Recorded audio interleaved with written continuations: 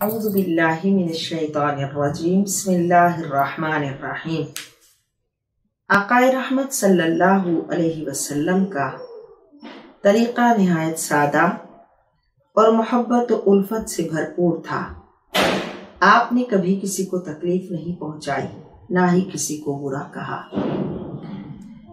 آپ علیہ الصلاۃ والتسلیم کا عورتوں کے ساتھ بھی برتاؤ بہت خوبصورت تھا، محبت بھرا تھا، مشفقانہ تھا۔ آپ صلی اللہ علیہ وسلم ازواج مطہرات کے ساتھ بہت محبت والا سلوک فرماتے تھے۔ جب گھر میں داخل ہوتے تو مسکراتے ہوئے تشریف لاتے تھے۔ گھر کے کاموں میں ان کے ساتھ تعاون فرماتے تھے، خوش طبعی فرماتے تھے، ان سے مزاح فرماتے۔ آپ کی حسن معاشرت اور معاملات سے ازواج مطہرات رضی اللہ تعالی عنہن آپ سے خوش رہا کرتی تھی۔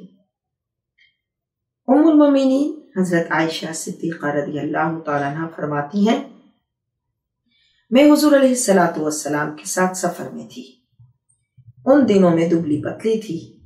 آپ نے مجھ سے فرمایا، تعالی حتی اسابق، آؤ میرے ساتھ دوڑ لگاؤ۔ میں نے دوڑ لگائی اور آگے نکل گئی۔ کچھ عرصے بعد میں پھر آپ کے ہمراہ سفر میں تھی اور تب تک میں فربا ہو گئی تھی۔